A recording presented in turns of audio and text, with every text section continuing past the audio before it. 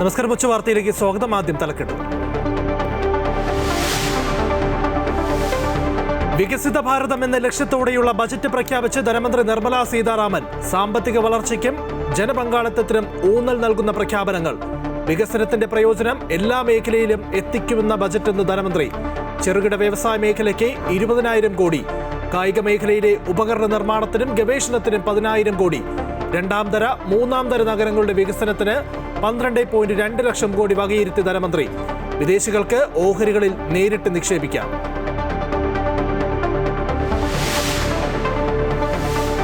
ബജറ്റിൽ കേരളത്തിന് ഇത്തവണയും നിരാശ. പ്രത്യേക സാമ്പത്തിക പാക്കേജും അതിവേഗ റെയിലുമില്ല. 7 ഹൈസ്പീഡ് റെയിൽ കോറിഡോറുകളിൽ തമിഴ്നാടും കർണാടകയും ആന്ധ്രയും. ഉൾനാടൻ ജലഗതാഗത പദ്ധതിയിലും കേരളത്തിനോട് അവഗണന. ധാതുസമ്പന്നമായ ഒഡീഷയും തമിഴ്നാടും ചേർത്ത് വ്യാവസായിക ഇടനാഴി.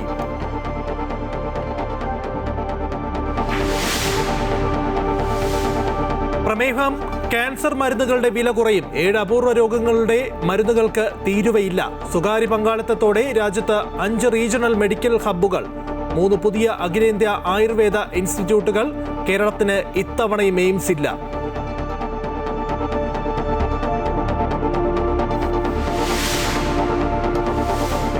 ആദായ നികുതി സ്ലാബുകളിൽ മാറ്റമില്ല. ആദായ നികുതി ആക്ട് ഏപ്രിൽ 1 മുതൽ. നികുതി നിയമങ്ങൾ ലഘൂകരിക്കും. വാഹനാപകട നഷ്ടപരിഹാര തുകയ്ക്ക് നികുതിയില്ല. വരുമാനത്തെക്കുറിച്ച് തെറ്റായ വിവരങ്ങൾ നൽകിയാൽ കടുത്ത ശിക്ഷ. മെഡിക്കൽ വിദ്യാഭ്യാസത്തിനുള്ള നികുതി 5-ൽ നിന്നും 2%. വിദേശയാത്രയുടെ നികുതി 5-ൽ നിന്നും 2%. വിപണി ഉത്തേജക പ്രഖ്യാപനങ്ങളുമില്ല. കൂപ്പുകുത്തി ഓഹരി വിപണി.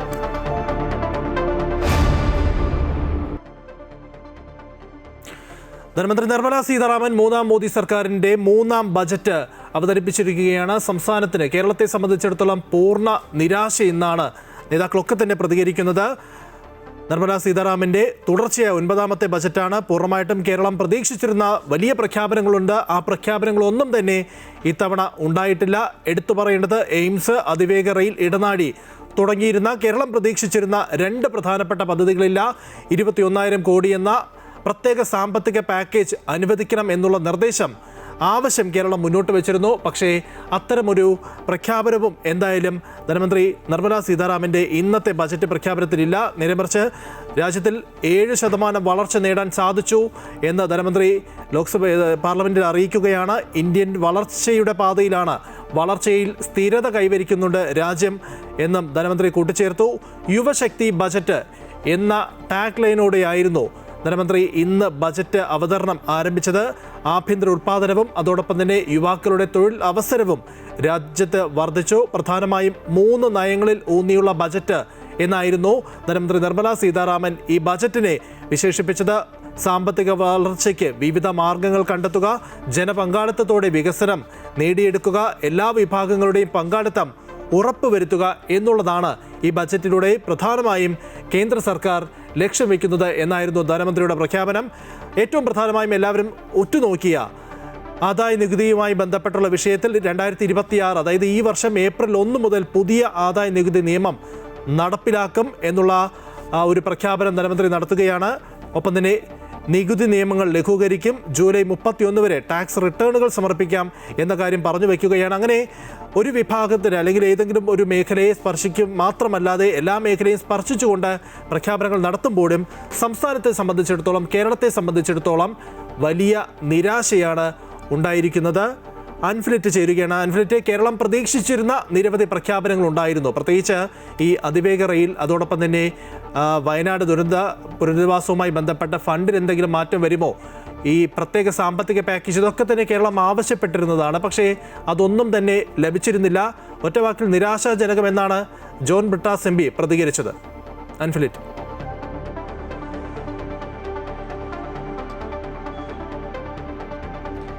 ലിജൻ, തീർച്ചയായും 1 മണിക്കൂർ 26 മിനിറ്റ് നീണ്ടു നിന്ന ആ ധനമന്ത്രി നിർമ്മലാ സീതാരാമന്റെ ബജറ്റിൽ കേരളത്തിന് കടുത്ത നിരാശ തന്നെയാണ് എന്ന് ഒറ്റ നോട്ടത്തിൽ പറയേണ്ടിയിരിക്കുന്നു. കാരണം വലിയ പദ്ധതികളൊന്നും തന്നെയും പ്രഖ്യാപിച്ചില്ല. കേരളം മുന്നോട്ട് വെച്ച പ്രത്യേക സാമ്പത്തിക പാക്കേജ് ഉൾപ്പെടെ 29 ആവശ്യങ്ങളാണ് കേരളം മുന്നോട്ട് വെച്ചത്. ആവശ്യങ്ങളൊന്നും തന്നെയും പരിഗണിച്ചിട്ടില്ല. ഈ കേരളത്തിന് ആകെ, അതായത് ഏറ്റവും കൂടുതൽ പ്രതീക്ഷയുണ്ടായിരുന്നത് അതിവേഗ റെയിൽ പദ്ധതിയാണ്. അതിവേഗ റെയിൽ പദ്ധതി, കേരളത്തിന്റെ റെയിൽ പദ്ധതിക്ക് അപ്പുറത്തേക്ക് കേന്ദ്രം തന്നെയും ഈ ശ്രീധരനെ മേൽനോട്ടത്തെ നിർവഹിച്ചുകൊണ്ട് മേൽനോട്ടം നൽകിക്കൊണ്ടുള്ള അതിവേഗ റെയിൽ പദ്ധതിയൊക്കെ ആരംഭിക്കുകയല്ല, അതിലേക്കുള്ള ചർച്ചകളൊക്കെ നടന്നതാണ്. അപ്പോൾ അങ്ങനെ ഒരു പദ്ധതി കേരളം മുന്നോട്ട് വെച്ച പദ്ധതി പോലും അനുവാദം നൽകിയില്ല. ഒപ്പം കേന്ദ്രം മുന്നോട്ട് വെച്ച അതിവേഗ റെയിലിന്റെ പ്രഖ്യാപനം ഉണ്ടായില്ല. എയിംസ് എന്ന പതിറ്റാണ്ടുകളായുള്ള കേരളത്തിന്റെ ആവശ്യം അത് ഇത്തവണയും ഉണ്ടായില്ല എന്നത് ഇതൊക്കെയാണ് സംസ്ഥാനത്ത് കടുത്ത നിരാശ എന്ന് പറയുന്നത്. വിഴിഞ്ഞം അന്താരാഷ്ട്ര തുറമുഖത്തിന്റെ 2ാം ഘട്ട ഉദ്ഘാടനം കഴിഞ്ഞുവെങ്കിൽ പോലും ഈ ബജറ്റിൽ അതിനുള്ള പാക്കേജ് ഒന്നും തന്നെ പ്രഖ്യാപിച്ചിട്ടില്ല. ശബരി റെയിൽപാതയുടെ പാക്കേജ് പ്രഖ്യാപിച്ചില്ല. നാളികേര റബ്ബർ താങ്ങുവില അത് ഉണ്ടാകുമെന്നൊക്കെ പ്രതീക്ഷയാണ്. പക്ഷേ അത്തരത്തിൽ കേരളം മുന്നോട്ട് വെച്ചത് 29 ആവശ്യങ്ങളാണ്. ആ ആവശ്യങ്ങളൊന്നും തന്നെ പരിഗണിച്ചില്ല. ഈ നിയമസഭാ തെരഞ്ഞെടുപ്പ് അടുത്ത വേളയിൽ പ്രഖ്യാപനങ്ങളൊക്കെ തന്നെ പ്രതീക്ഷിച്ചിരുന്നതാണ്. എന്തെങ്കിലുമൊക്കെ കേരളത്തിന് വേണ്ടി ഉണ്ടാകും പ്രതീക്ഷിച്ചിരുന്നു. പക്ഷേ അതൊന്നും തന്നെ ഉണ്ടായില്ല. അതേസമയം ഇടനാഴി അപൂർവ ധാതു ഇടനാഴി പ്രഖ്യാപിച്ചിട്ടുണ്ട്. ഒപ്പം തന്നെ ഈ കടലാമ സംരക്ഷണ പദ്ധതി പ്രഖ്യാപിച്ചിട്ടുണ്ട്. അതോടൊപ്പം തന്നെ ആയുർവേദ ചികിത്സാ പ്രോത്സാഹനം, നാളികേര പ്രോത്സാഹനം, ഈ ഒരു 4 പദ്ധതികൾ മാറ്റിവെച്ചാൽ കേരളത്തിനായി കാര്യമായ ഒന്നും തന്നെയും പരിഗണിച്ചിട്ടില്ല. അതായത് നേരിട്ട് കേരളത്തെ ബാധിക്കുന്ന പ്രഖ്യാപനങ്ങളോ പദ്ധതികളോ ഒന്നും തന്നെ ഉണ്ടായിട്ടില്ല. അതേസമയം കേന്ദ്രത്തിന് ബാധിക്കാം, അല്ലെങ്കിൽ സംസ്ഥാനത്തെ BJP ഘടകത്തിനൊക്കെ ഇനി മുതൽ അവകാശപ്പെടാവുന്നതും ഈ കേരളത്തിനായി പ്രത്യേകിച്ച് പാക്കേജുകൾ പ്രഖ്യാപിച്ചില്ലെങ്കിൽ പോലും കേന്ദ്രം പ്രഖ്യാപിച്ച എല്ലാ പദ്ധതികളുടെയും ഒക്കെ തന്നെ ഉപഭോക്താക്കളുമായി കേരളം മാറുന്നു. അത് നേരിട്ടുള്ള വമ്പൻ പ്രഖ്യാപനങ്ങളൊന്നും തന്നെയും ആരും അങ്ങനെ പ്രതീക്ഷിച്ചിരുന്നില്ല എന്ന രീതിയിലൊക്കെ BJP നേതൃത്വത്തിനൊക്കെ വിശദീകരിക്കാമെങ്കിൽ പോലും ഈ തെരഞ്ഞെടുപ്പ് വേളയിൽ വോട്ടർമാരെ സ്വാധീനിക്കാനോ അല്ലെങ്കിൽ ജനങ്ങളെ സ്വാധീനിക്കാനോ ഉള്ള നേരിട്ടുള്ള പ്രഖ്യാപനങ്ങളൊന്നും തന്നെ ഉണ്ടായില്ല. അതിനപ്പുറത്തേക്ക് കേരളം മുന്നോട്ട് വെച്ച ആവശ്യങ്ങളൊന്നും തന്നെ പരിഗണിച്ചിട്ടില്ല എന്നാണ് ഈ ബജറ്റിനെ സംബന്ധിച്ച് പറയാനുള്ളത്. അത് തന്നെയാണ് അല്പം മുമ്പ് ഈ ജോൺ ബ്രിട്ടാസിന് മുമ്പ് തന്നെയും നമ്മുടെ വ്യവസായ മന്ത്രി P. രാജീവ് മാധ്യമങ്ങളെ കാണുമ്പോഴൊക്കെ തന്നെ അദ്ദേഹം പറയുന്നത് കടുത്ത നിരാശാജനകമാണ്, കടുത്ത അവഗണനയാണ്. ഇപ്പോൾ UDF നേതാക്കൾ ഇതുവരെ കണ്ടിട്ടില്ല. പ്രതിപക്ഷ നേതാവ് അല്പസമയത്തിന് മാധ്യമങ്ങളെ കാണുമെന്ന് പ്രതീക്ഷിക്കുന്നു. നമ്മുടെ ധനമന്ത്രി KN ബാലഗോപാൽ 2 മണിയോടുകൂടി കൊല്ലത്ത് വെച്ച് അദ്ദേഹം മാധ്യമങ്ങളെ കാണും. എന്തായാലും ഈ ബജറ്റിന് എന്തായിരുന്നു, കാരണം അദ്ദേഹമാണ് അവിടെ നേരിട്ട് നിർമ്മലാ സീതാരാമനെ നേരിട്ട് പോയി കണ്ട് 29 ആവശ്യങ്ങളുണ്ടായ ഒരു കത്ത് നൽകുന്ന നിർമ്മലാ സീതാരാമനുമായി നേരിട്ട് സംസാരിക്കുകയൊക്കെ ചെയ്തു. പക്ഷേ അങ്ങനെ മുന്നോട്ട് വെച്ച ആവശ്യങ്ങളൊന്നും തന്നെയും പരിഗണിച്ചില്ല. പ്രത്യേക സാമ്പത്തിക പാക്കേജൊക്കെ ചോദിച്ചു. അത് പക്ഷേ കിട്ടില്ല എന്നൊക്കെ നമുക്ക് അറിയാമായിരുന്നു. അതൊന്നും പക്ഷേ ഈ തെരഞ്ഞെടുപ്പ് സമയത്ത് എന്തെങ്കിലുമൊക്കെ പ്രതീക്ഷിച്ചിരുന്നു, അതൊന്നും തന്നെ നൽകിയിട്ടില്ല എന്നാണ് പറയുന്നത്. അതേസമയം ധാതു ഇടനാഴി എന്ന് പറയുമ്പോൾ അത് കേരളം ഇപ്പോൾ ബാധിക്കുന്ന ഈ ധാതു ഇടനാഴി എന്ന് പറയുന്നത് കേരളം അങ്ങോട്ട് മുന്നോട്ട് വെച്ചൊരു ആവശ്യമാണ്.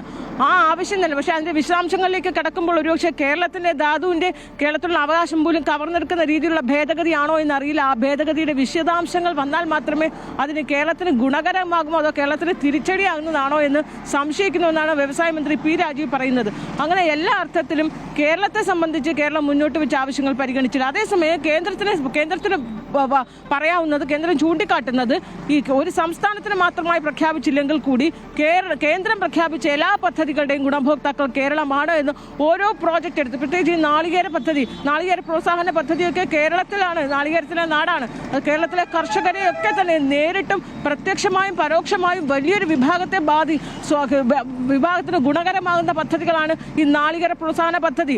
ഒപ്പം തന്നെ ഈ ധാതു ഇടനാഴി എന്ന് പറയുന്നത് കേരളത്തിൻ്റെ ധാതു സമ്പത്ത്, അതിൻ്റെ ഒരു പ്രാധാന്യവും അതിൻ്റെ മൂല്യവും ഒക്കെ എല്ലാവർക്കും അറിയാവുന്നതാണ്. അപ്പോൾ അത് കേരളത്തിന് ഗുണകരമായ രീതിയിലാണ് ധാതു ഇടനാഴി, അപൂർവ ധാതു ഇടനാഴി പ്രഖ്യാപനമെങ്കിൽ അതിൻ്റെ വിശദാംശങ്ങൾ വന്നാൽ അതൊരുപക്ഷെ സാമ്പത്തികമായും വ്യാവസായികമായും കേരളത്തിൻ്റെ വളർച്ചയെ വലിയ രീതിയിൽ സ്വാധീനിക്കുകയും ബാധിക്കുകയും ചെയ്യുന്ന ഒരു പ്രോജക്റ്റായി അത് മാറും.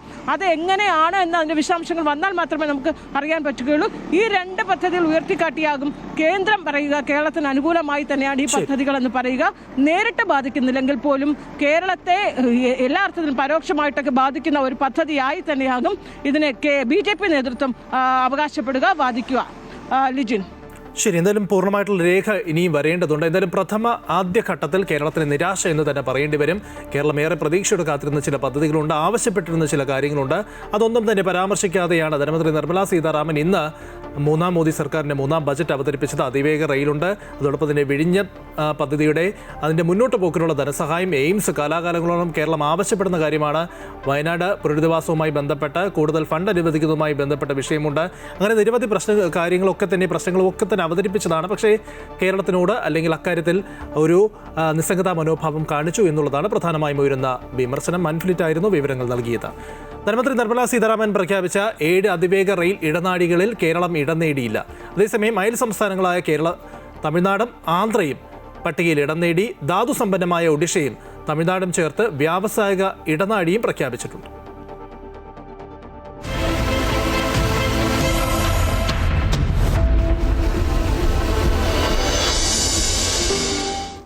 മുംബൈ പൂനെ, പൂനെ ഹൈദരാബാദ്, ഹൈദരാബാദ് ബംഗളൂരു, ഹൈദരാബാദ് ചെന്നൈ, ചെന്നൈ ബംഗളൂരു, ദില്ലി വാരാണസി, വാരണാസി സിലിഗുരി ഇവയാണ് പുതിയതായി ധനമന്ത്രി നിർമ്മല സീതാരാമൻ പ്രഖ്യാപിച്ച 7 അതിവേഗ റെയിൽ ഇടനാഴികൾ.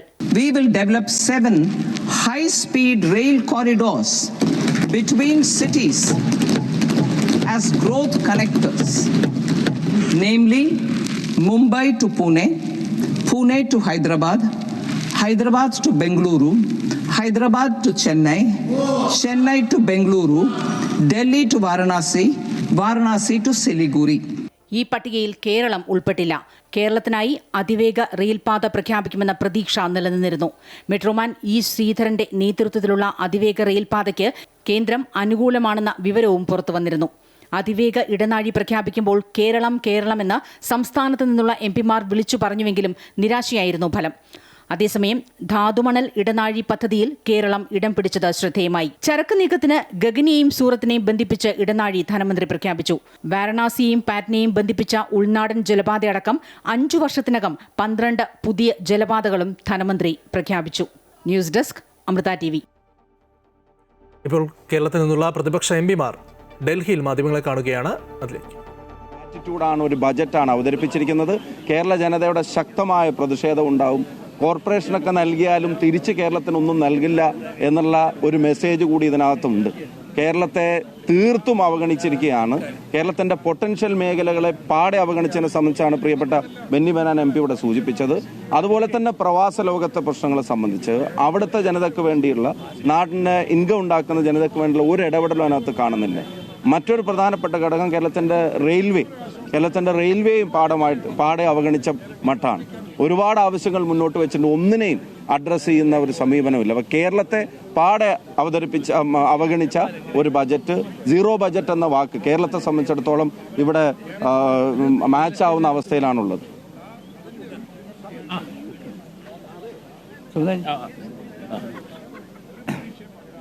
ഇന്ന് അവതരിപ്പിച്ച ബജറ്റ് വളരെ നിരാശാജനകമാണ്. ഇന്ത്യയെ ബാധിക്കുന്ന സംഗതികളാകട്ടെ, കേരളത്തെ ബാധിക്കുന്ന സംഗതികളാകട്ടെ, അർത്ഥശൂന്യമായ കുറേ വാക്കുകൾ ഉപയോഗിച്ചെന്ന് മാത്രമേ ഉള്ളൂ. ഉദാഹരണമായിട്ട് പറഞ്ഞാൽ IT, ആർട്ടിഫിഷ്യൽ ഇൻ്റലിജൻസ്, ഇതിൻ്റെ പ്രവർത്തനത്തിനൊക്കെ പരമായി ചെയ്യാൻ ബാധ്യസ്ഥമായ പരിപാടികളെക്കുറിച്ച് കേരളത്തെ പൂർണ്ണമായും ബജറ്റിൽ അവഗണിച്ചു എന്നുള്ളതാണ് കേരളത്തിൽ നിന്നുള്ള പ്രതിപക്ഷ എംപിമാർ ചൂണ്ടിക്കാണിക്കുന്നത്. ഇപ്പോൾ കോഴിക്കോട് CPI സംസ്ഥാന സെക്രട്ടറി ബിനോയ് വിശ്വം മാധ്യമങ്ങളെ കാണുകയാണ്. അതിലേക്ക് ബജറ്റാണ് ഇത്, കോർപ്പറേറ്റ് വിധേയത്വ ബജറ്റാണ്. BJPയുടെ ബജറ്റ് എല്ലാ പ്രകാരത്തിലും ജനങ്ങളെ മറക്കുന്ന ബജറ്റാണ്. അത് ഏറ്റവും അധികം വിവേചനത്തിന് പാത്രമായത് കേരളമാണ്. കേരളം മാത്രമല്ല, കേരളം പോലെയുള്ള അവർക്ക് ഇഷ്ടപ്പെടാത്ത എല്ലാ സംസ്ഥാനങ്ങളും ഈ പറയുന്ന ഡിസ്ക്രിമിനേഷൻ്റെ ഇരയായിരിക്കുന്നു. അതുകൊണ്ട് വിവേചനത്തിനെ രാഷ്ട്രീയ ജാട കൊണ്ടും രാഷ്ട്രീയ വാഗ്ദാനം കൊണ്ടും മൂടിവെക്കാനുള്ള സാമർഥ്യം ശ്രീമതി നിർമ്മല സീതാരാമൻ ഇവിടെ വീണ്ടും കാണിച്ചിരിക്കുന്നു. അവർ വളരെ കാര്യമായിട്ട് എപ്പോഴും പറഞ്ഞത് വിശ്വാസികളെ പറ്റിയൊക്കെയാണ്. തീർത്ഥാടന കേന്ദ്രങ്ങൾ, തീർത്ഥാടക സൗകര്യം, ഇതൊക്കെ പറയും. അതിനുവേണ്ടി മോദി ഗവൺമെന്റ് പിൽഗ്രിം ടൂറിസം നയമായി പ്രഖ്യാപിച്ച ഗവൺമെന്റാണ്. അങ്ങനെയാണെങ്കിൽ ഇന്ത്യയിലെ തന്നെ പ്രധാനപ്പെട്ട പിൽഗ്രിം കേന്ദ്രങ്ങളാണ് ശബരിമല, ഗുരുവായൂർ, വൈക്കം തുടങ്ങി തെക്കും വടക്കുമല്ല ഒരുപാട് സ്ഥലങ്ങളുണ്ട് പിൽഗ്രിം സെന്റേഴ്സ് കേരളത്തിൽ. പൂർണ്ണമായിട്ടും കോർപ്പറേറ്റ് ബജറ്റ് എന്നുള്ളതാണ് CPI സംസ്ഥാന സെക്രട്ടറി ബിനോയ് വിശ്വം ഇപ്പോൾ പ്രതികരിച്ചത്. ബജറ്റിൽ മോദി ഗവൺമെന്റിന്റെ യഥാർത്ഥ മുഖം പുറത്തു വന്നു എന്നുള്ള വിമർശനവും അദ്ദേഹം മുന്നോട്ട് വയ്ക്കുന്നുണ്ട്. കേന്ദ്ര ബജറ്റിൽ കേരളത്തോടുള്ള അവഗണനയിൽ പ്രതികരിച്ച ജോൺ ബ്രിട്ടാസ് MP ബജറ്റിൽ കേരളത്തിന് ഒന്നുമില്ല എന്നും നിരാശാജനകമാണെന്നും അദ്ദേഹം ഡൽഹിയിൽ മാധ്യമങ്ങളോട് പറഞ്ഞു. കണ്ണിൽ പൊടിയിടാനെങ്കിലും എന്തെങ്കിലും പ്രഖ്യാപിക്കാമായിരുന്നു. ശ്രീധരനെ ഉപയോഗിച്ച് കേരളത്തെ കബളിപ്പിച്ചു. ഗ്രാമീണ മേഖലയുടെ ഉത്തേജനത്തിനും ഒന്നുമില്ല എന്നും ഇനി ആമയിൽ മാത്രമാണ് പ്രതീക്ഷയെന്നും ജോൺ ബ്രിട്ടാസ് പറഞ്ഞു. ഗതാഗതവുമായി ബന്ധപ്പെട്ട ഷിപ്പ് റിപ്പയറിന്റെ കാര്യം യഥാർത്ഥത്തിൽ കേരളത്തിലാണ് കൊടുക്കേണ്ടത് എന്ന്. ഏറ്റവും കൂടുതൽ ഉൾനാടൻ ഗതാഗതമുള്ളൊരു സംസ്ഥാനമാണ്. പക്ഷെ അത് വാരണാസിയിലും പട്നയിലുമാണ് കൊടുത്തിരിക്കുന്നത്. ആകെയുള്ളത് റെയർ എർത്ത് കോറിഡോറിൻ്റെ കാര്യത്തിൽ കേരളത്തിൻ്റെ പേര് പരാമർശിച്ചിട്ടുണ്ട്. അതായത് ഏറ്റവും കൂടുതൽ മിനറൽ റിച്ച്നെസ് ഉള്ള ഒരു സംസ്ഥാനമായതുകൊണ്ട് തന്നെ അവിടെ ചവറവിൽ ഉൾപ്പെടെയുള്ള നമ്മുടെ KML ഉൾപ്പെടെയുള്ള സ്ഥാപനങ്ങൾ പ്രവർത്തിക്കുന്നതിൻ്റെ പശ്ചാത്തലത്തിൽ കേരളത്തെ പരാമർശിക്കാതിരിക്കാൻ കഴിയാത്തതുകൊണ്ട് മാത്രം പരാമർശിച്ചിരിക്കുന്നു. ബജറ്റ് പ്രഖ്യാപനത്തിന് പിന്നാലെ കൂപ്പുകുത്തി ഓഹരി വിപണി. സെൻസെക്സ് 1000 പോയിന്റിലധികം ഇടിഞ്ഞു, നിഫ്റ്റി 500 പോയിന്റ് താഴ്ന്നു. ഓഹരി വിപണി വിദഗ്ധൻ കെ ദിലീപ് ചേരുകയാണ്. ദിലീപ്, ബജറ്റിൽ ഈ വിപണിയെ ഉത്തേജിപ്പിക്കുന്ന തരത്തിലുള്ള പ്രഖ്യാപനങ്ങളും ഒന്നും തന്നെ ഉണ്ടായിരുന്നില്ല. അതിന് പിന്നാലെയാണ് ഓഹരി വിപണിയിലുണ്ടായ ഈ മാറ്റം. ബജറ്റ് വിപണിക്ക് പ്രോത്സാഹനജനകമായി പ്രത്യേകിച്ച് ഒരു കാര്യം ഉണ്ടായില്ല എന്ന് മാത്രമല്ല, വിപണിക്ക് പ്രതിരോധം തീർക്കുന്ന രീതിയിൽ, വിപണിയെ താഴോട്ട് നീക്കുന്ന രീതിയിൽ രണ്ട് ശുപാർശകൾ വിപണിയിൽ ബജറ്റ് ഉണ്ടാവുകയും ചെയ്തു. അതിന്റെ ഒരു പ്രതിഫലനമാണ് വിപണി ഈ വീഴ്ചയ്ക്ക് പ്രധാനപ്പെട്ട കാരണം. അതിൽ പ്രധാനപ്പെട്ട ഒന്ന്, കമ്പനികളുടെ ഓഹരികൾ തിരിച്ചു വാങ്ങുമ്പോൾ ഉണ്ടായിരുന്ന മൂല്യവർദ്ധിത നികുതി അത് പ്രായോജകർക്ക്, അതായത് കമ്പനി പ്രൊമോട്ടർമാർക്ക് 22% എന്ന് നിജപ്പെടുത്തുകയും നിക്ഷേപകർക്ക് അത് 30% വരെ, അതായത് അവരുടെ വരുമാനത്തിനനുസരിച്ചുള്ള ഒരു സ്ലാബിലേക്ക് ആ ഒരു നികുതി ഉൾപ്പെടുത്തുകയും ചെയ്തതാണ് ഒരു പ്രധാനപ്പെട്ട വിപണിക്ക് പ്രതികൂലമായി വന്ന ഒരു ഘടകം. മറ്റൊന്ന് സെക്യൂരിറ്റീസ് ട്രാൻസാക്ഷൻ ടാക്സ്, അതായത് ഓഹരികൾ കൈമാറ്റം ചെയ്യപ്പെടുമ്പോഴുള്ള സെക്യൂരിറ്റി ട്രാൻസാക്ഷൻ ടാക്സ് അവധി വ്യാപാരത്തിൽ 0.5% ഉയർത്തിയതും. ഈ രണ്ട് പ്രഖ്യാപനങ്ങൾ വന്നതോടെയാണ് വിപണിയിൽ ഈ ഒരു തിരിച്ചടി ഉണ്ടായത്. 24,571 എന്ന നിലവാരത്തിലേക്ക് മുൻനിര സൂചിയായി നിഫ്റ്റി പോകുന്ന ഒരു സാഹചര്യം ഉണ്ടായി. പ്രത്യേകിച്ചും അതിൽ PSU bank, metal, FMCG, commodity, defence, oil and natural gas തുടങ്ങിയ ഓഹരികളിലാണ് ഏറ്റവും കൂടുതൽ വിൽപ്പന ഉണ്ടായത്. എന്നാൽ നേരിയ തോതിലെങ്കിലും ഒരു കയറ്റം ഉണ്ടായത് ഹെൽത്ത് കെയർ, IT ഓഹരികളിൽ മാത്രമാണ്. എന്നാൽ ആ ഒരു താഴ്ന്ന നിലവാരത്തിൽ നിന്നും ഇപ്പോൾ ഏതാണ്ട് ഒരു തിരിച്ചു കയറ്റം വിപണിയിൽ ഉണ്ടായിട്ടുണ്ട്. ഇപ്പോൾ 25,100 എന്ന നിലവാരത്തിന് മുകളിലേക്ക് മുൻനിര സൂചിയിൽ വ്യാപാരം നടക്കുകയുമാണ്. എന്തായാലും ബജറ്റിനോട് വളരെ പ്രതികൂലമായിട്ടാണ് വിപണി പ്രതികരിച്ചിരിക്കുന്നത്. എന്നാൽ ഇത് ഒരു പെട്ടെന്നുള്ള ഒരു വിപണിയിലെ പ്രതികരണം മാത്രമാണ്. ഇനി അടുത്ത 2 ദിവസത്തിനുള്ളിൽ ബജറ്റിലെ വിശദാംശങ്ങൾ ഉൾക്കൊണ്ടതിന് ശേഷമായിരിക്കും കുറച്ചുകൂടി ഒരു പക്വതയായിരുന്ന ഒരു പ്രതികരണം വിപണിയിൽ ഉണ്ടാവും. അതിന് ഏതാണ്ട് നാളെയോടെ കാത്തിരിക്കേണ്ടി വരും. ശരി, എന്തായാലും ഈ പ്രവാസികൾക്ക് ഇന്ത്യൻ ഓഹരി വിപണിയിലേക്ക് നേരിട്ട് നിക്ഷേപിക്കാമെന്നുള്ള പ്രഖ്യാപനം നടത്തുന്നു. പക്ഷെ അപ്പോഴും വിപണിയെ ഉത്തേജിപ്പിക്കുന്ന പ്രഖ്യാപനങ്ങൾ ഉണ്ടായില്ല എന്നുള്ളതാണ് യാഥാർത്ഥ്യം. കെ ദിലീപാണ് വിവരങ്ങൾ പങ്കുവച്ചത്. വിദേശയാത്ര നടത്തുന്ന ഇന്ത്യക്കാർക്ക് ആശ്വാസം. വിദേശ ടൂർ പാക്കേജുകളുടെ TCS 2% കുറച്ചു. വിദേശ ടൂർ പ്രോഗ്രാം പാക്കേജുകളിലെ നികുതി കുറയുന്നതോടെ അന്താരാഷ്ട്ര ടൂർ പാക്കേജുകൾ കൂടുതൽ ലളിതമാകുമെന്നതാണ് നേട്ടം.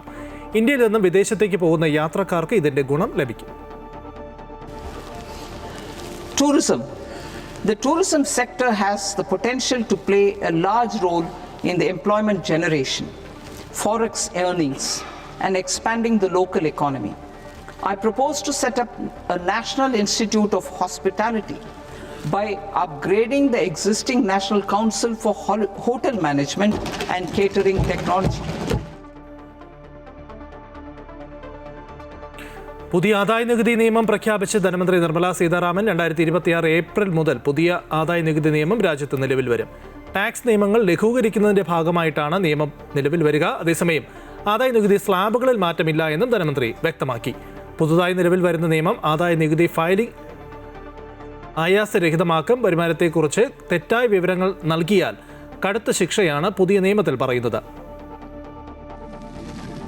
In July 2024, I announced a comprehensive review of the Income Tax Act 1961. This was completed in a record time, and the Income Tax Act 2025 will come into effect from 1st April 2026. കേരളമടക്കം 4 സംസ്ഥാനങ്ങളെ ബന്ധിപ്പിച്ച് ധാതു ഇടനാഴിയും ധനമന്ത്രി പ്രഖ്യാപിച്ചു. കേരളം, തമിഴ്നാട്, ആന്ധ്രാപ്രദേശ്, ഒഡീഷ സംസ്ഥാനങ്ങളെയാണ് പദ്ധതിക്കായി പരിഗണിച്ചിരിക്കുന്നത്.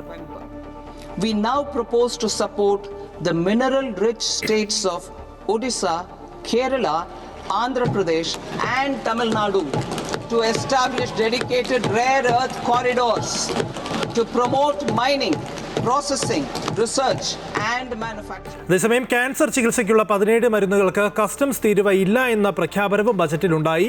Cancer മരുന്നുകളുടെ വില കുറയും. 7 അപൂർവ രോഗങ്ങളുടെ മരുന്നുകൾക്കും ഇനി മുതൽ തീരുവ ഉണ്ടാകില്ല. Duty on 17 drugs or medicines. I propose also to add 7 more rare diseases for the purposes of exempting import duties on personal imports of drugs. 3 പുതിയ അഖിലേന്ത്യാ ആയുർവേദ ഇൻസ്റ്റിറ്റ്യൂട്ടുകൾ സ്ഥാപിക്കുമെന്ന പ്രഖ്യാപനവും ഇന്നത്തെ ബജറ്റിലുണ്ട്. ആയുഷ് ഫാർമസികളും മരുന്ന് പരിശോധന ലാബുകളും നവീകരിക്കുമെന്നും ധനമന്ത്രി വ്യക്തമാക്കി.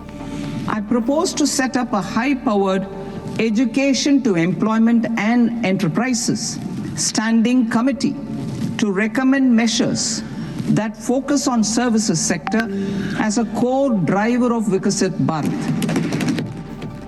സ്ത്രീകൾക്കായുള്ള പ്രഖ്യാപനങ്ങളും ബജറ്റിൽ ശ്രദ്ധേയമായി. എല്ലാ ജില്ലകളിലും വനിതാ ഹോസ്റ്റലുകൾ സ്ഥാപിക്കുമെന്നും ഗ്രാമീണ സ്ത്രീ ശാക്തീകരണത്തിനായി ഷീ മാർട്ടുകൾ സ്ഥാപിക്കും. ഗ്രാമങ്ങളിലെ വനിതകൾക്ക് സംരംഭങ്ങൾക്ക് സഹായം നൽകുമെന്നും ധനമന്ത്രി വ്യക്തമാക്കി. Owners of enterprises, self-help entrepreneur, She Marts will be set up as community-owned retail outlets within the cluster level. നാളികേര കർഷകർക്ക് പ്രോത്സാഹനം നൽകിയ union budget. Coconut promotion scheme എന്ന പേരിൽ 10 മില്യൺ കർഷകർക്ക് ഗുണകരമാകുന്ന പദ്ധതി ധനമന്ത്രി നിർമ്മല സീതാരാമൻ പ്രഖ്യാപിച്ചു. Enhancement and entrepreneurship with special attention to small and marginal farmers. B. Empowering Divyang Jan through access to livelihood opportunities, training and high quality assistive devices. തെരഞ്ഞെടുപ്പിന് മുന്നോടിയായി CPM സംസ്ഥാന secretary MV Govindan നയിക്കുന്ന LDFന്റെ വികസന മുന്നേറ്റ ജാഥ ഇന്ന് കാസർഗോഡ് കൊമ്പളയിൽ നിന്നും തുടക്കമാകും. മുഖ്യമന്ത്രി പിണറായി വിജയൻ ജാഥ ഉദ്ഘാടനം ചെയ്യും. വിവരങ്ങളുമായി അനൂപ് നീലേശ്വരം ചേരുകയാണ്. അനൂപ്, നിയമസഭാ തെരഞ്ഞെടുപ്പിന്റെ ഒരുക്കമായിട്ടാണ് ഈ യാത്ര ആരംഭിക്കുക. എപ്പോഴായിരിക്കും ഇതിന്റെ ഉദ്ഘാടന ചടങ്ങ്? ഇന്ന് ഏതൊക്കെ മേഖലകളിലായിരിക്കും യാത്ര കടന്നു പോവുക? ലിജൻ, CPM സംസ്ഥാന സെക്രട്ടറി MV ഗോവിന്ദൻ നയിക്കുന്ന LDFന്റെ വടക്കൻ മേഖല വികസന മുന്നേറ്റ ജാഥ ആരംഭിക്കുവാൻ ഇനി മണിക്കൂറുകൾ മാത്രമേ ബാക്കിയുള്ളൂ. വൈകിട്ട് 4 മണിയോടുകൂടി മഞ്ചേശ്വരം നിയോജക മണ്ഡലത്തിലെ കുമ്പളയിൽ നിന്നാണ് ജാഥ പ്രയാണം ചെയ്യുന്നത്. ജാഥ ഉദ്ഘാടനം മുഖ്യമന്ത്രി പിണറായി വിജയൻ നിർവഹിക്കും. തുടർന്ന് ഇന്നത്തെ ആദ്യ ദിവസത്തെ സമാപനം കാസർഗോഡ് നിയോജക മണ്ഡലത്തിലെ നുള്ളിപ്പാടിയിലാണ്. വികസന മുരടിപ്പും തമ്മിലടിയും അഴിമതിയും കൊണ്ട് കേരളത്തിലെ ജനങ്ങളെ പൊറുതിമുട്ടിച്ച UDF ഭരണകാലത്തിന്റെ ദുരനുഭവങ്ങൾ മറച്ചുവെച്ചുകൊണ്ട് LDFനെതിരെ UDF നടത്തിവരുന്ന കള്ളപ്രചാരണങ്ങളെ തുറന്നുകാട്ടുക, അതുപോലെ തന്നെ കഴിഞ്ഞ 10 വർഷക്കാലമായി പിണറായി സർക്കാർ നടത്തിവരുന്ന വികസന കാര്യങ്ങൾ, വലിയ വികസന പ്രവർത്തനങ്ങളടക്കം തുറന്നുകാട്ടുക, ഇതെല്ലാം പറഞ്ഞുകൊണ്ട് CPM അതുപോലെ തന്നെ LDF നേരിടുന്ന ശബരിമല സ്വർണ്ണക്കൊള്ള അടക്കമുള്ള പാർട്ടിക്ക് എതിരായി വരുന്ന വിഷയങ്ങളടക്കം അതിനൊക്കെ പരിഹാരമാകുക, മറുപടി നൽകുക എന്നൊരു ഉദ്ദേശം കൂടി ഈ ജാഥയിലുണ്ട്. വികസന നേട്ടങ്ങൾ തുറന്നു പറയുന്ന ഒരു ജാഥയാണ് MV ഗോവിന്ദന്റെ നേതൃത്വത്തിൽ കാസർഗോഡ് മഞ്ചേശ്വരം നിയോജക മണ്ഡലത്തിലെ കൊമ്പളയിൽ നിന്ന് തുടങ്ങുന്നത്. അതുപോലെ തന്നെ ഈ വരുന്ന തെരഞ്ഞെടുപ്പിന് ചൂട് പകർന്നുകൊണ്ട് ഇടതുപക്ഷ ജനാധിപത്യ LDFന്റെ വികസന മുന്നേറ്റ ജാഥയ്ക്ക് ഇന്ന് തുടക്കമാവുകയാണ്. അനൂപാണ് വിവരങ്ങൾ നൽകിയത്. കോൺഫിഡന്റ് ഗ്രൂപ്പ് ചെയർമാൻ CJ റോയിയുടെ സംസ്കാരം ഇന്ന് നടക്കും. ബംഗളൂരു ബന്നാർഘട്ടയിലെ നേച്ചേഴ്സ് കാസ്കേഡിലാണ് ചടങ്ങുകൾ. 2 മണിവരെ പൊതുദർശനമുണ്ടാകും. അതേസമയം CJ റോയിയുടെ മരണത്തിൽ ആദായ നികുതി വകുപ്പിലെ ജോയിന്റ് ഡയറക്ടർ അടക്കം 2 പേരെ പ്രത്യേക അന്വേഷണ സംഘം ചോദ്യം ചെയ്തു. ED ഉദ്യോഗസ്ഥരുടെ വാദം ശരിവെക്കുന്ന രീതിയിലാണ് CCTV ദൃശ്യങ്ങളും. മരണത്തിന് മുൻപ് IT വകുപ്പ് റോയിയെ ചോദ്യം ചെയ്തിട്ടില്ല എന്ന് വ്യക്തമാണ്. മാത്രമല്ല, വെള്ളിയാഴ്ച റെയ്ഡ് നടന്നിട്ടില്ല എന്നും കണ്ടെത്തിയിട്ടുണ്ട്. കൂടുതൽ ഉദ്യോഗസ്ഥരെ ചോദ്യം ചെയ്തേക്കും. അതിനിടെ കോൺഫിഡന്റ് ഗ്രൂപ്പ് ഓഫീസിൽ രാത്രിയും പരിശോധന നടത്തും. ത്രിമൂർത്തി സംഗമസ്ഥാനമായ തവനൂർ നിളാതീരത്ത് കുംഭമേളയോടനുബന്ധിച്ച് സൃഷ്ടി ഭാരതീയ ജ്ഞാന പരമ്പര നടക്കുകയാണ്. ക്ഷേത്ര സംസ്കൃതിയുടെ പാരിസ്ഥിതിക പാഠങ്ങൾ, സനാതന കേരളം, ഉണർവും ഉത്ഥാനവും എന്നീ വിഷയങ്ങളിൽ സെമിനാറുകൾ നടന്നു. പ്രമുഖ വ്യക്തിത്വങ്ങൾ വിവിധ വിഷയങ്ങളിൽ സംസാരിച്ചു. മഹാമാഘ മഹോത്സവത്തോടനുബന്ധിച്ചാണ് അമൃത വിശ്വവിദ്യാപീഠത്തിന്റെ ആഭിമുഖ്യത്തിൽ ക്ഷേത്ര സംസ്കൃതിയുടെ പാരിസ്ഥിതിക പാഠങ്ങൾ എന്ന വിഷയത്തിൽ സെമിനാർ നടന്നത്. സെമിനാറിൽ കേരളത്തിൽ ഇല്ലാതായിക്കൊണ്ടിരിക്കുന്ന കാവുകളുടെ സംരക്ഷണവും വീണ്ടെടുപ്പുമാണ് ചർച്ചയായത്. മുൻ deputy forest conservator doctor NC Induchoodan, doctor P Gireeshan, doctor Amruthesh AR, doctor M Mukhil തുടങ്ങിയവർ സംസാരിച്ചു.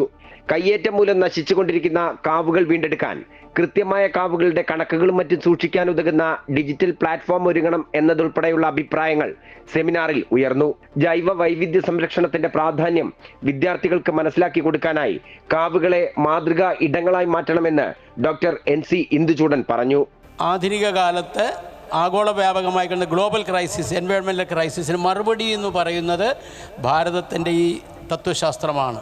ഭാരതീയ ചിന്താ പദ്ധതികളാണ് ഇതിന് പരിഹാരം. ഒറ്റമൂലി നമ്മൾ ഈ പ്രകൃതി വിഭവങ്ങളെ എങ്ങനെ കൈകാര്യം ചെയ്യുന്നു എന്നുള്ളത് അടുത്ത തലമുറയ്ക്ക് എടുത്തു കാണിക്കുന്നവയാണ് നമ്മുടെ കാവുകൾ. സനാതന കേരളം ഉണർവും ഉത്ഥാനവും എന്ന വിഷയത്തിൽ നടന്ന സെമിനാറിൽ തിരൂർ ദിനേശ്, സൂരജ് സുബ്രഹ്മണ്യൻ, സൂരജ് രാജേന്ദ്രൻ, കാലിക്കറ്റ് യൂണിവേഴ്സിറ്റി സിൻഡിക്കേറ്റ് അംഗം AK അനുരാജ് തുടങ്ങിയവർ സംസാരിച്ചു.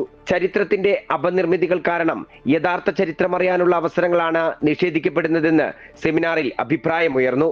നീളാതീരത്തെ ഉത്സവത്തിന്റെ വീണ്ടെടുപ്പിലൂടെ ഇത്തരത്തിലുള്ള ചരിത്രത്തിന്റെ പുനർവായനകളാണ് നടക്കുന്നതെന്നും സംസാരിച്ചവർ വിലയിരുത്തി. മാധ്യമപ്രവർത്തകനായ MM രാഗേഷ് സെമിനാറിൽ മോഡറേറ്റർ ആയിരുന്നു. അമൃത ന്യൂസ്, മലപ്പുറം. ഭാരതത്തിലെ മുഴുവൻ ആധ്യാത്മിക പ്രാധാന്യത്തെയും വഹിക്കുന്ന പുഴയാണ് ഭാരതപ്പുഴയെന്നും മഹാമാഘ മഹോത്സവം പുനരാരംഭിക്കുമ്പോൾ കേവലം ആധ്യാത്മിക ഉത്സവം മാത്രമല്ല, പ്രദേശത്തിന്റെ മുഴുവൻ സാംസ്കാരിക, സാമൂഹ്യ, സാമ്പത്തിക ജീവിതത്തെ ഉയർത്തുകയാണ് ചെയ്യുന്നത് എന്നും സാമൂഹ്യ പ്രവർത്തകൻ ശങ്കു ടി ദാസ് അമൃത വാർത്തകളോട് പറഞ്ഞു. ഭാരതത്തിൻ്റെ മുഴുവൻ ആധ്യാത്മിക പ്രാധാന്യത്തെയും വഹിക്കുന്ന ഒരു പുഴയാണ്, സപ്തനദികളെയും വഹിക്കുന്നുണ്ട് എന്നുള്ളതാണ്. ഒന്ന് ആലോചിച്ച് നോക്കിക്കഴിഞ്ഞാൽ ഭാരതത്തിൽ അനേകം നൂറുകണക്കിന് നദികളും പുഴകളുണ്ട്. പക്ഷേ ഭാരതപ്പുഴ എന്നുള്ള പേരിൽ, ഭാരതം എന്ന് തന്നെ പേരുള്ളൊരു പുഴ ഭാരതപ്പുഴ മാത്രമേ ഉള്ളൂ. അപ്പോൾ അത്രയും പ്രാധാന്യമുണ്ട് ഭാരതത്തിലെ മറ്റേത് നദിയുടെയും പുണ്യം ഭാരതപ്പുഴയിലും ഉണ്ട് എന്നുള്ളതാണ്. ഈ ഒരു ഉത്സവത്തിൻ്റെ വിശേഷം തന്നെ അതാണ്. അതായത് മാഘമകം എന്ന് പറയുന്നത് മാഘമാസത്തിലെ മകം നാളാണ്. ഈ മാഘം എന്ന് പറയുന്ന മാസത്തിലെ 28 ദിവസങ്ങളിൽ സപ്തനദികളായിട്ടുള്ള ഗംഗ, യമുന, സരസ്വതി, നർമ്മദ, സിന്ധു, കാവേരി, ഗോദാവരി, ഈ സപ്തനദികളും ഈ ഭാരതപ്പുഴയിലൂടെ പ്രവഹിക്കുന്നു എന്നാണ്. ആ സമയത്ത് ഭാരതപ്പുഴയിൽ മുങ്ങുന്നത്, ആ സമയത്ത് ഭാരതപ്പുഴയിൽ സ്നാനം ചെയ്യുന്നത് സപ്തനദികളിലും സ്നാനം ചെയ്യുന്നതിന് തത്തുല്യമായിട്ടുള്ള പ്രാധാന്യമുണ്ടെന്ന്. ഉച്ചവാർത്ത പൂർണ്ണമാവുകയാണ്. കൂടുതൽ വാർത്തകൾക്കായി അമൃത ന്യൂസിന്റെ YouTube ചാനൽ കാണുക. നമസ്കാരം.